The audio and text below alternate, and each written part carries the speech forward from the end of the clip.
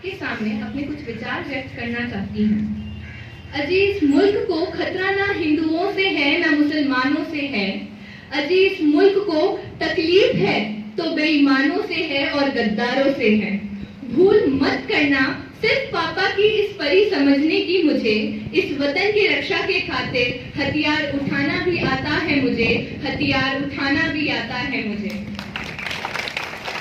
चांदनी मिट्टी का ही गुणगान करती हूँ, चांदनी मिट्टी का ही गुणगान करती हूँ। मुझे चिंता नहीं है स्वर्ग जाकर मोक्ष पाने की, मुझे चिंता नहीं है स्वर्ग जाकर मोक्ष पाने की। बस तिरंगा हो कफन मेरा यही अरमान रखती हूँ, बस तिरंगा हो कफन मेरा यही अरमान रखती हूँ। देशभक्ति पर अपने कुछ विचार आप सभी के साथ साझा करना चाहूंगी कि देशभक्ति एवं राष्ट्र निर्माण है क्या। मुझे आज खुलकर बोलना है और आप सभी को समझकर सुनना है। मैं नहीं मानती कि राष्ट्रगान के 52 सेकंड में सिर्फ खड़ा होकर गाना गाना और ये वंदे मातरम भारत माता के जोरों शोरों से नारे लगाना ही देशभक्ति है, क्योंकि महोदया ये वो सदी है जहां नीति, नियम, नैतिकता जैसे मूल्यों की धज्जियां उड़ाते लोग तक मुझे नजर आते हैं। ये वो सदी है जहां सत्य, अहिंसा, सदाचार साथियों सहनेजे से मूल्यों के भाव बेचते लोग मुझे नजर आते हैं। महोदया ये वो सदी है जहां घर में दो सगे भाई शांति, अमन और चैन के क्षण नहीं जीते हैं। अरे मुझे तकलीफ तो तब होती है जब समाज का ये नौजवान के कंधों पर जिम्मेदारी है राष्ट्र निर्माण की और देश समाज की आशाओं को जोड़ने की। परंतु आज वही युवा आज पबजी गेम में डूबा हुआ और शराब की लत में भीगा नजर आता है।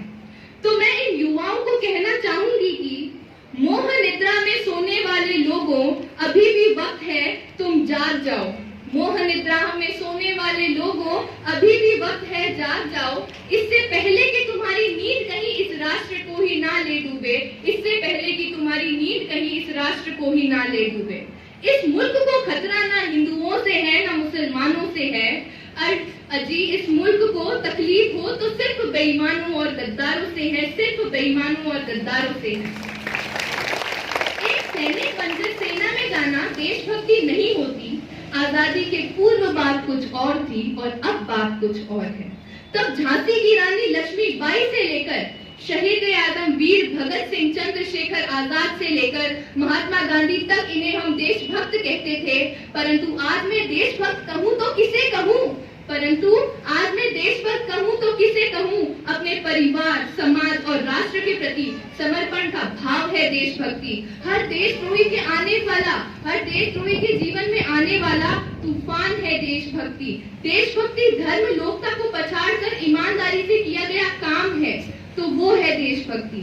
एक पत्रकार अपनी पत्रकारी को पूरी ईमानदारी से करे तो वो है देशभक्ति। और एक शिक्षक पैसों के लिए नहीं परंतु विद्यार्थियों को आगे बढ़ाने के लिए अगर पढ़ाए तो वो है देशभक्ति। आज के ये नौजवान युवा इस वतन के खातिर दूसरे को मारने के लिए नहीं परंतु पहले खुद मरने को तैयार हो तो वो है देशभक्ति। देशभक्ति तो वो है। तो देशभक्ति के लिए मैं इनसे कहना चाहूंगी, तो मैं इन देशद्रोहियों को कहना चाहूंगी कि ए हवा में जहर घोलने वालों, फिर चाहे हमारे इशारों से बदलती हो, तुम क्या तस्वीर बदलोगे मेरे हिंदुस्तान की। शहरों के जिगर में माँ भारती बसती है, शहरों के जिगर में माँ भारती बसती है। अगर आज मैं यहाँ बात महिलाओं की करूँ तो महिलाओं को आज आरक्षित नहीं बल्कि संरक्षित करने की जरूरत है, क्योंकि आज कन्या भ्रूण हत्या, दहेज प्रथा, बाल विवाह, यौन शोषण, बलात्कार जैसे दिन ब दिन बलात्कार ऐसे बढ़ते ही नजर आ रहे हैं। तो नारी सशक्तिकरण में मैं कुछ पंक्तियां अदा करना चाहूंगी कि इस वतन की रक्षा का हक हम लड़कियों को भी है और इतिहास की गीता उठाकर देख लो जिनको भी हमारी काबिलियत पर शक है। इस वतन की रक्षा का हम लड़कियों को भी हक है और इतिहास की गीता उठाकर देख लो जिन्हें हमारी काबिलियत पर शक है।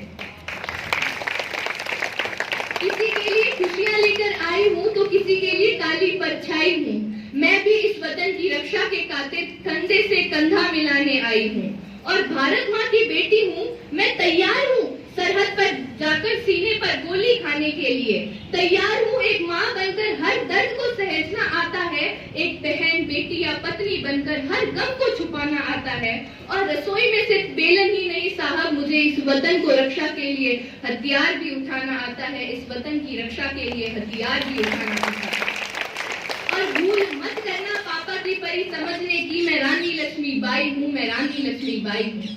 अगर आज मैं बात यहाँ राजनीति की करूँ तो मुझे राजनीति से कोई परहेज नहीं है। परहेज राजनीति करने वालों की नीति से है। चुना गया उम्मीदवार राजा नहीं सेवक होना चाहिए, जो जनता की हर समस्याओं का निदान कर सके। और हाँ, संसद में लड़ झगड़ कर नहीं, सोच समझ कर फैसले लिए जाएं, तो हमारा राष्ट्र निर्माण संभव होगा।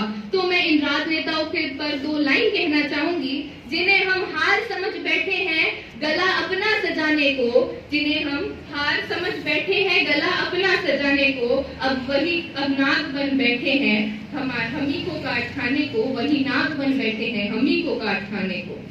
और आज राजनीतिक भ्रष्टाचार और कालाधन इस देश के प्रमुख मुद्दों में है।